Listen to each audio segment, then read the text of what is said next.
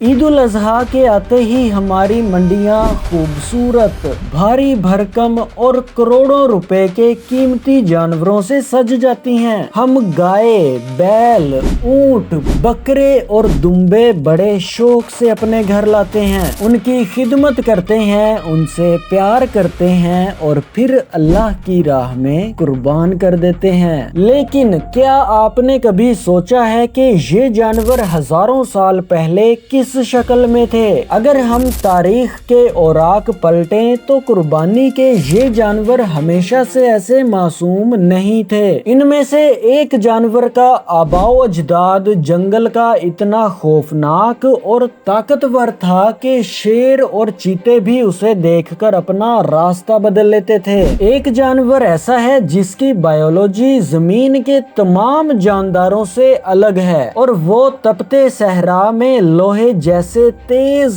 कांटे चबा जाता है। एक जानवर की आंखें इतनी जादुई हैं कि वो गर्दन घुमाए बगैर अपने पीछे आने वाले शिकारी को देख सकता है और एक जानवर पहाड़ों पर चढ़ने का माहिर है। अस्सलामुअलैकुम मोहतरम नाजरीन, मैं हूँ जेबी और आप देख रहे हैं नेचर फैक्ट्स विद जेबी। आज की इस खुसूसी मेगा डॉक्यूमेंट्री में हम ईद के इन 5 अहम जानवरों ऊंट, गाय, बैल, बकरे और दुम्बे के ऐसे हैरान कुन साइंसी और तारीखी राज खोलेंगे जो आपने आज से पहले कभी नहीं सुने होंगे। तो आप इस वीडियो को आखिर तक जरूर देखें क्योंकि इस ईद पर इन जानवरों को देखने का आपका अंदाज हमेशा के लिए बदल जाएगा। चलिए अपने सफर का आगाज करते हैं सहरा के बादशाह यानी ऊंट से।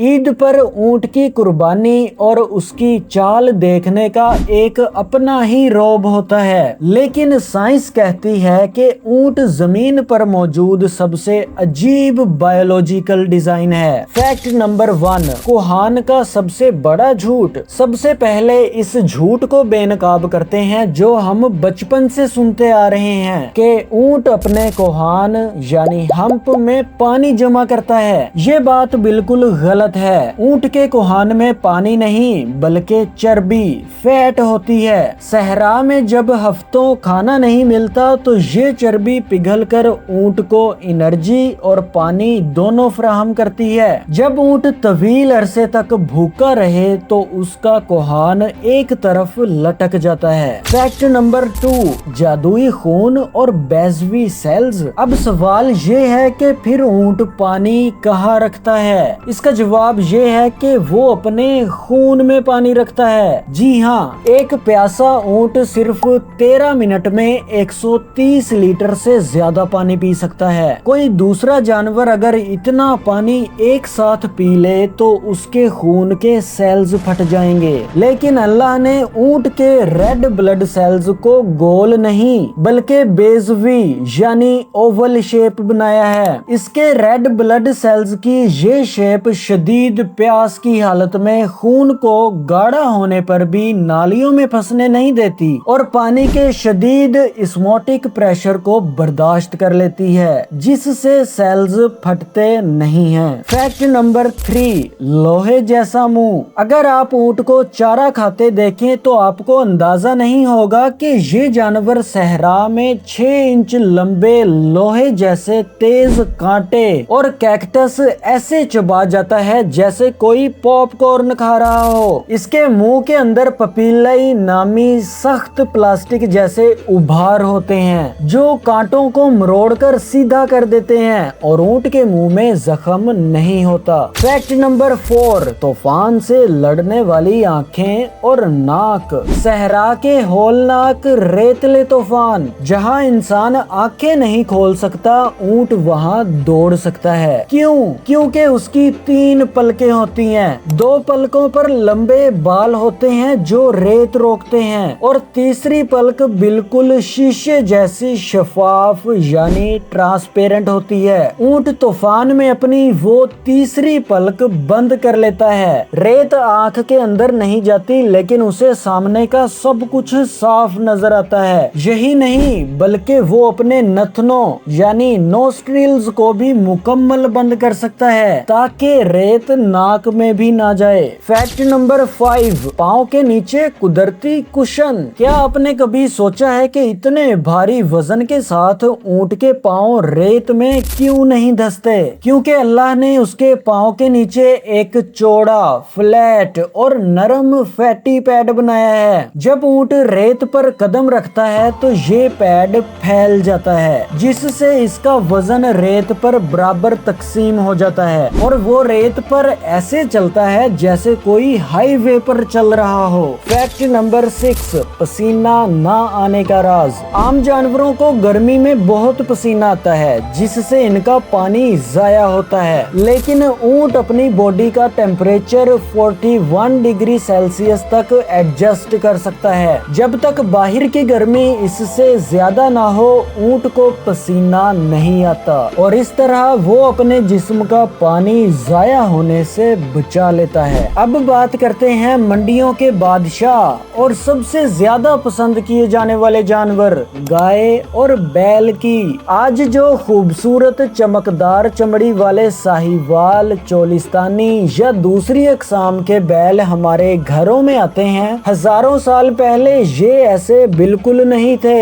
आज से तकरीबन 10,000 साल पहले दुनिया के घने जंगलों में एक जानवर राज करता था जिसे ओरोक्स कहा जाता था। वो आज के बैलों के दादा और परदादा थे। वो साइज में हाथी जितने ऊंचे, उनका वजन 1500 किलोग्राम से ज्यादा था और उनके सींग इतने खौफनाक थे कि एक ही झटके में शेर का पेट फाड़ देते थे। वो इतने घुसीले और जंगजू थे कि उनको काबू करना नामुमकिन समझा जाता था। कदीम इंसानों ने अपनी जान पर खेलकर उन ओरोक्स के बच्चों को पकड़ा और नस्ल दर नस्ल उनकी बायोलॉजी को बदला, जिसे साइंस में डोमेस्टिकेशन कहते हैं। अगर इंसान उन जंगली राक्षसों को पालतू ना बनाता तो आज दुनिया में ना गाय होती, ना दूध की इंडस्ट्री होती और ना ही मंडियों की ये रौनक। ये इंसान की तारीख का सबसे खतरनाक और बड़ा कारनामा था।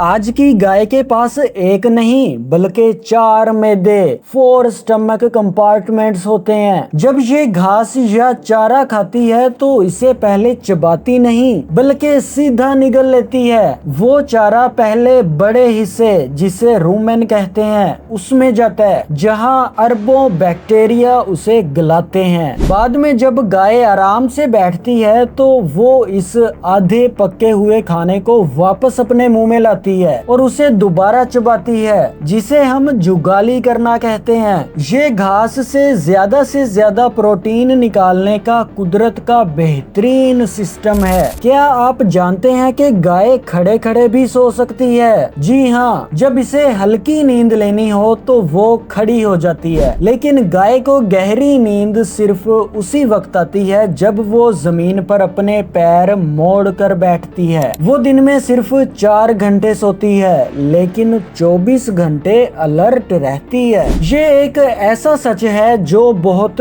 कम लोग जानते हैं। गाय और बैल के मुंह में ऊपर के सामने वाले दांत होते ही नहीं हैं। जी हाँ, ऊपर सिर्फ एक सख्त मसूड़ा होता है जिसे डेंटल पैड कहते हैं। गाय घास को दांतों से काटती नहीं है बल्कि वो अपनी जुबान से घास को लपेटती है और नीचे के दांतों को ऊपर के डेंटल पैड पर रगड़कर घास को तोड़ती है। मॉडर्न डेयरी फार्मिंग में गाय को एक खास मकनातीस खिलाया जाता है जो इसके मैदे में जाकर रुक जाता है। चूंकि गाय चारा चबाए बगैर निगलती है तो अक्सर चारे के साथ कीले या लोहे के तार भी अंदर चले जाते हैं। ये मकनातीस उन तारों और कीलों को अपने साथ चिपका लेता है ताकि वो गाय के दिल या मैदे को फाड़ न सकें। अब बात करते हैं हमारी मंडियों की सबसे शरारती और चुस्त जान यानी बकरे की। बकरा देखने में जितना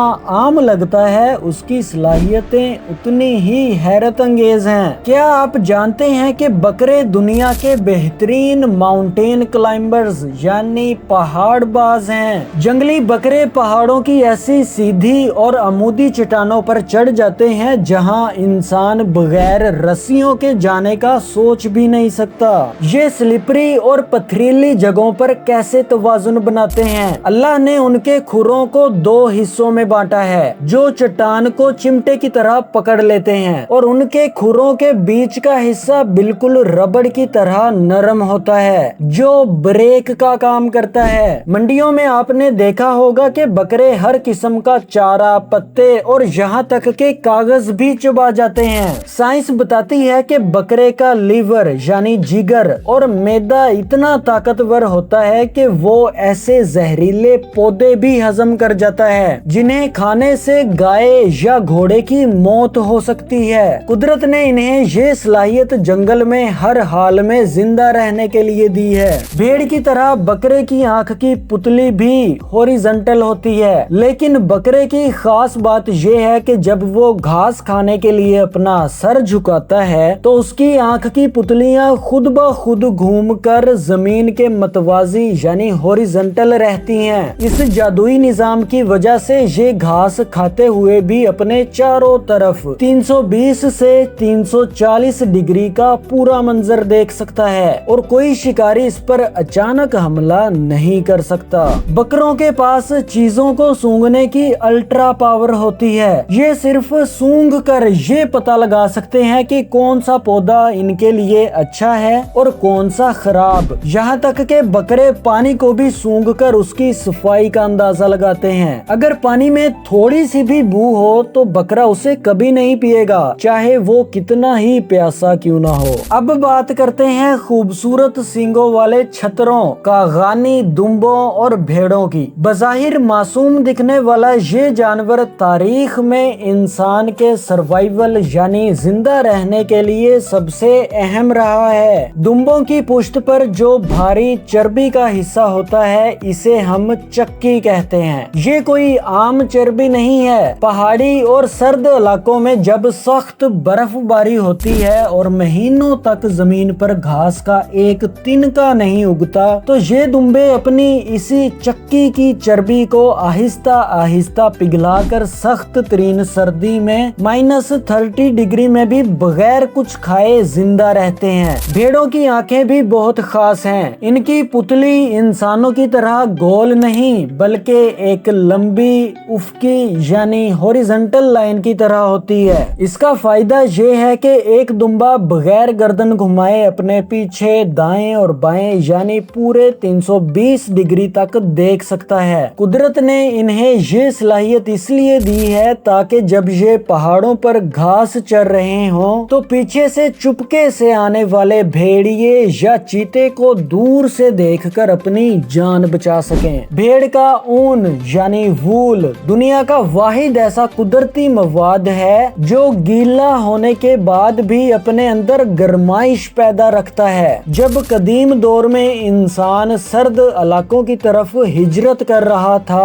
तो भेड़ की इसी खाल और ऊन ने इंसान को हड्डी जमा देने वाली सर्दी में मरने से बचाया। भेड़े और दुम्बे बॉटनी के माहिर होते हैं, यानी जब ये बीमार होते हैं या इनके पेट में कीड़े होते हैं तो ये जंगल में घूमकर आम घास छोड़ देते हैं और खास ऐसे पौधे ढूंढकर खाते हैं जिनके अंदर मेडिसिनल प्रॉपर्टीज यानी अद्वियाती खुसूसियात होती हैं। इसे साइंस में जू फार्माकोग्नसी कहते हैं, यानी अपना इलाज खुद करना। लोग भेड़ों को बेवकूफ समझते हैं, लेकिन भेड़ों को बेवकूफ समझने की गलती कभी ना करना, क्योंकि रिसर्च के मुताबिक ये अपने मालिक का चेहरा और आवाज पूरे 2 साल तक याद रख सकती हैं और कम से कम 50 दूसरी भेड़ों को भी याद रख सकती हैं। मोहतरम नाजरीन, ऊंट की वो जादुई आंखें, गाय का वो 4 मेदों वाला निजाम, बकरे के पहाड़ों पर चढ़ने वाले खुर,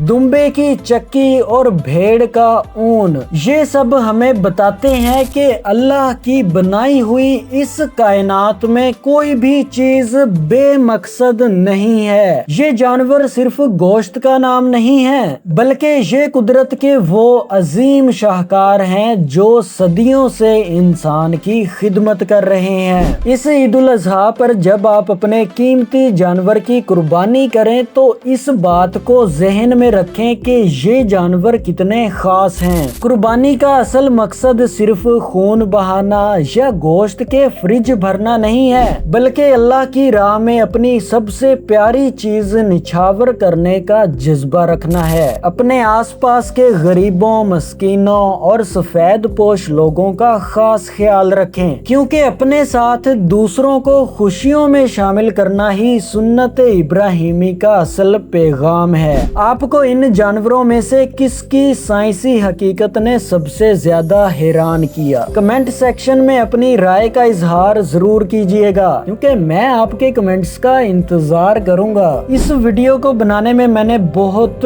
मेहनत की है। अगर आपको ये वीडियो पसंद आई तो लाइक करें, अपने दोस्तों के साथ शेयर करें और अपने इस चैनल को सब्सक्राइब करना ना भूलें। ईद उल अजहा की आप सबको मेरी तरफ से बहुत बहुत मुबारकबाद। अगली वीडियो तक के लिए अपने मेजबान जेबी को इजाजत दीजिए। अल्लाह हाफिज।